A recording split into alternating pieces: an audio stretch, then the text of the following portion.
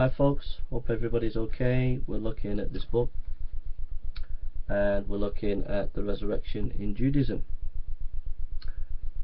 However, many other intertestamental writings express a belief in the resurrection.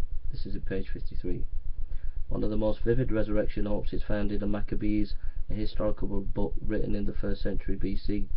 2 Maccabees describes the persecution of the Jews by Antioch Epiphanes in the 2nd century BC. Many martyrdoms and the hope of resurrection. This hope is expressed in numerous places. The most vivid passage is the story of an elder by the name of Rezes. Rather than fall into the hands of the hated Greeks, Rezes took a sword and disemboweled himself. Then, standing on a steep rock, he tore out his bowels, and taking both his hands to them, he flung them at the crowd. So he died, calling on him who is Lord of life, Spirit, to restore them to him again.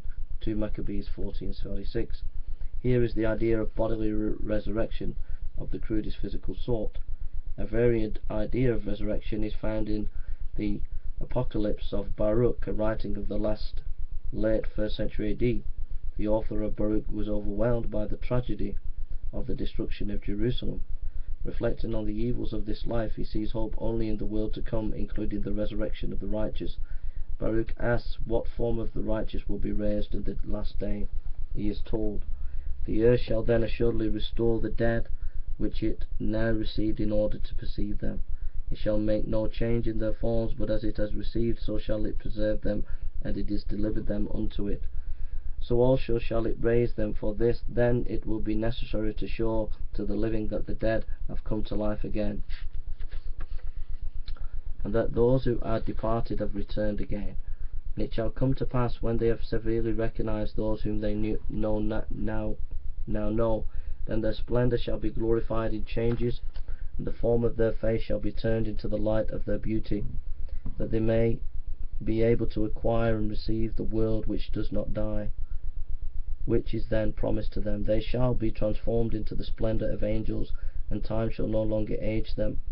From the heights of the world they shall dwell, and they shall be made like unto angels, and be made equal to the stars, and they shall be changed into every form they desire, from beauty into loveliness, and from light into splendor of glory." Here is a twofold idea of resurrection. First, the dead are raised in precisely the same form in which they died, that there may be mutual recognition. And after that, they are transformed into the light and splendor of angels, in order that they may dwell in the heights of the invisible heavenly world.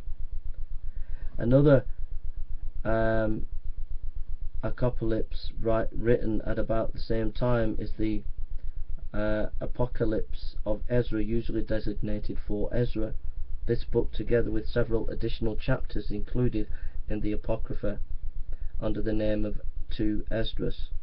However, the book is apocalyptic and pseudo-biographical as Baruch. Ezra describes the coming of Messiah, who will reign on the earth in a temporary kingdom of 400 years duration. After this interim kingdom, the earth shall give up those who are asleep in it, and the dust who dwell silently in it, and the chambers shall give up the souls which have been committed to them, and the Most High shall be revealed upon the seat of judgment. The pit of torment shall appear, and opposite shall be the place of rest, and the furnace of hell that shall be disclosed, and the opposite is the paradise of delight. 2 Ezra 7:32. In another passage, Ezra speaks of the blessedness that there awaits the righteous dead in the day of resurrection. Their face is to shine like the sun, and they are to be made like the light of the stars, being incorruptible from then on. 4 Ezra 7:97.